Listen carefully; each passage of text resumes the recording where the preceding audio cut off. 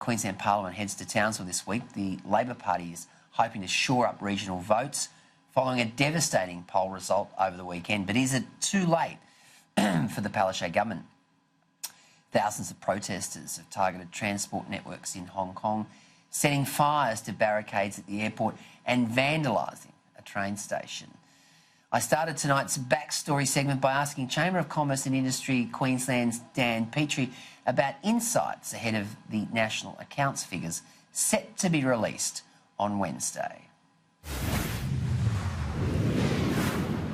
Well, they're likely to be weak. If anything, if they grow, it'll be really between the band where there's an error difference. That's how low we're talking, so like 0.3% growth in the quarter. And it really reflects the fact that we've got, this drought that we keep talking about is now starting to have a significant impact. We're seeing, crops for the first time in decades haven't been, effectively been ploughed.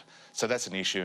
And again, the country can't keep relying upon this elevated price that we're seeing for the likes of metallurgical coal and indeed iron ore. So again, well, iron ore's going down. Yeah, that's right. And of course, it's affecting our dollar massively. And again, every time there's a reduction in the iron ore price, it has a direct impact to the federal budget bottom line. Now, of course, that flows through in terms of the grants that are paid to the states, and like a roller coaster. And in the absence of any kind of proper narrative around how they're going to address the states such as Western Australia and indeed the one we're in here now, Queensland, this will be a very, very tight challenge over the next 12 months.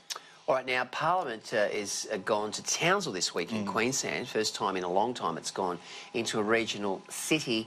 It's going to be a tough week for Annastacia Palaszczuk off the back of terrible figures on Saturday. YouGov Galaxy polling, Courier Mail polling, which shows that her personal popularity went down 13 percentage points. I've never seen a drop like that before. No, well, ultimately, and again, outside of being a political pundit, the one thing that the Premier obviously faces is a very difficult economy, and that really is what we are now facing, a very difficult set of numbers. Now, the simple fact is the Premier needs to articulate a strategy really for small business and how to get that kick-started. Now in Townsville, that is one region which we see continually having a lot of difficulty really in overcoming, like a lack of resources projects being put forward. And of course, we're talking about the Carmichael mine. We've also seen, for example, that drought in southern Queensland. And again, Brisbane and the Gold Coast aren't faring too well either. We've seen these bankruptcy numbers where Queensland now is the leader in bankruptcies nationally. That is a terrible figure, which we're currently talking about. So again, the magic pudding, which really set Queensland apart, particularly through the 80s and the 90s, was the fact that it was a low-tax state. So again, we need to start talking about getting the low-tax state mantra back again to really spur business. Indeed. All right, Hong Kong. Now, I know you're very familiar with Hong Kong and what's going on over there. 13th weekend in a row of protests. It's getting ugly. Yeah, it's getting very ugly. And again, this is now getting the risk. For example, if you look at retail sales within Hong Kong, they're actually dropping by a factor of 11% on the month. Now, Hong Kong, yes, it's a financial centre. Yes, it's an international port. But the fact is, people are now not visiting Hong Kong. Hong Kong's tourism sector is now on the way down. Now, again, I thought this would end really 6 weeks ago, and it hasn't.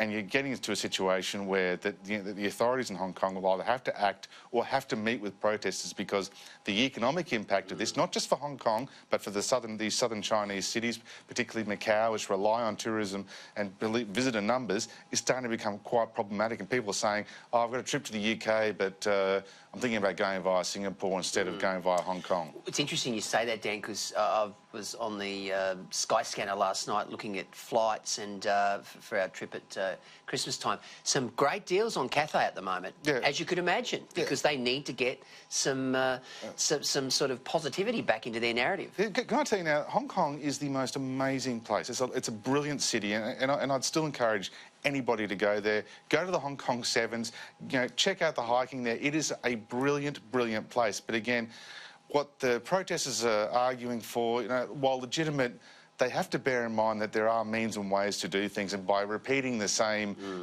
protest after protest, the message has been well and truly received. It's now what you do with that. Now, speculation over the weekend that Brisbane will get a second NRL team. There's also speculation we could get the 2021 NRL Grand Final here in Brisbane, but certainly the second team for Brisbane. That puts a big, big emphasis on, say, for example, some of the other teams in the firing line. I'm talking about the Sharks, of which the Prime Minister is the #1 ticket holder. Sea Eagles, can't see that already. The one that's in, I think, a bit of strife could be the Titans. Well, and the Titans haven't performed for a number of years. Now, I go back when I was growing up, the Brisbane Rugby League was the competition. So this is before the Broncos. Now, again, you have to bear in mind, Brisbane is a rugby league town. One team. Come on, there needs really to be addressed. Redcliffe's the obvious one. They've got the infrastructure there. The Chamber of Commerce President Redcliffe, Brad Flynn, has been really championing that, an NRL side would be, a welcome, boost to the region. Again, they've got a ready-made supporter base there, ready to go. So why not flick the switch?